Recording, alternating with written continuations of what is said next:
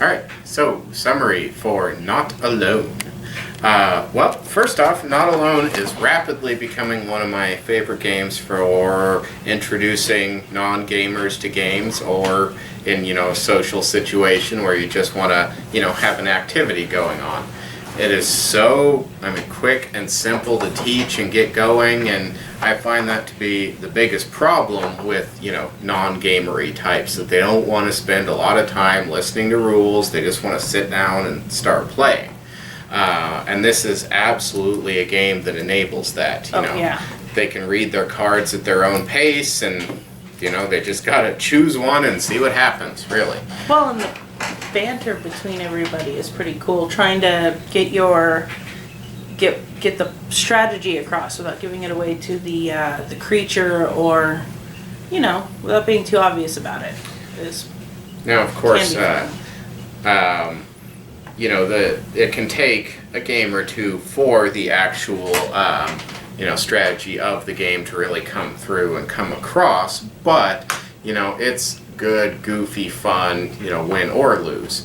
And, there is obviously a certain element of luck to it there, that may turn off, more serious gamers. But if you look at it more as, a bridge to people that, just aren't interested in playing the latest Splotter game, or, space opera super epic a la Twilight Imperium or something like that, maybe, just maybe, those people are still your friends and you'd still like to do something with them. Just say. And this can be phenomenal for that, since, she's a big fat whopping like $20. It's super cheap, this game. So, throw a copy in with your next Amazon order and odds are you won't regret it. Now, it does fail miserably as a two-player game. It is just not a lot of fun. Especially for the poor creature, because, odds are you're just going to miss over and over and over and over and over and over, and not much is going to really happen. That's just our experience. You may feel differently, but look at this as a multiplayer game, and I think you'll be much happier. The great thing, too, being that adding a ton more players doesn't really add to the playtime. Since most of it is done simultaneously, you can play with 6 or 7 people and not have an issue, with downtime or anything like that. Yeah, it plays up to 7. Mm-hmm. And honestly, I don't see any reason that you couldn't buy a second copy and play with like 20 bazillion people. That might actually, then you could have a team. You'd probably need to extend the boards out a little bit somehow, Yeah. but you could do that with a marker and some paper, right? Pretty much, yeah. But I could see this working with a bazillion people. Of course, maybe not, obviously we haven't tried it. There could be things we're not thinking of. Yeah. But, it seems on the surface like it's not going to be that interesting, choose a card, see what happens. But when you really start getting into the meat of the game, which is in the, anticipatory decision space. Yeah. You've got, obviously you want to get to the rover as early as possible. Open up your options, make you harder to catch. But how do you want to go about doing that? Because any even semi-experienced creature is going to make some effort to block off the rover, especially in the early game, because of how critical it is.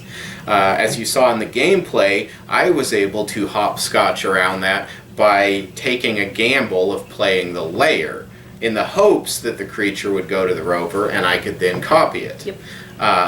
This is a big-time gamble for 2 reasons. The creature could have easily gone somewhere I don't care about, the jungle, or, a dog pile of people to the beach or something, or, heaven forbid, have gone to the lair, which would have been a real slap in the face on the first turn, being down to 1 will all of a sudden. It looked like you were trying to get an edge word in there. I don't know.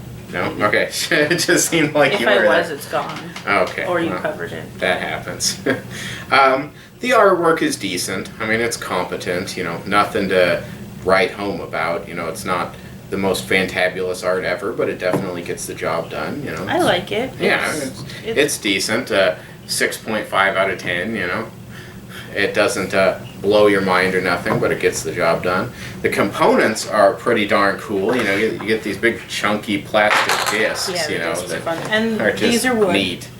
You know, and and they're a fun color. I like the purple and teal together. oh yeah, wood is always a happy thing, and you get a bunch of big old wooden will cubes, and yeah, all in all, it's definitely a solid way to use your $20 for sure. Yep. I mean, if you're just a dedicated 2-player gamer, you know, Maybe skip pass. it. But if you're thinking someday you might want to drag mom, dad, the sisters, your neighbor, you know, somebody to the table, If you don't have the this is a children great one. I don't think we have actually. I think they would. I think they'd be okay with this. Probably. But yeah, no, so it's definitely got its niche, and if it's one you're looking to occupy for cheap, this is a great This is way a to good do one it. to go. So, yeah, I think that about covers Well, most of it there. yeah, it plays just as fun with 3 players as it does with 6 or 7. It's just that 2-player Yeah, 2 players definitely. Yeah. issue. Not the best. But anyway, yeah, I think that about Yeah. covers it. So, you gonna get up? Oh, yeah. Well, You know it's not gonna stop until you go over there, right? That's true. Just gonna keep going and going. And yeah. so, until next time, get off your computer and go play some more games.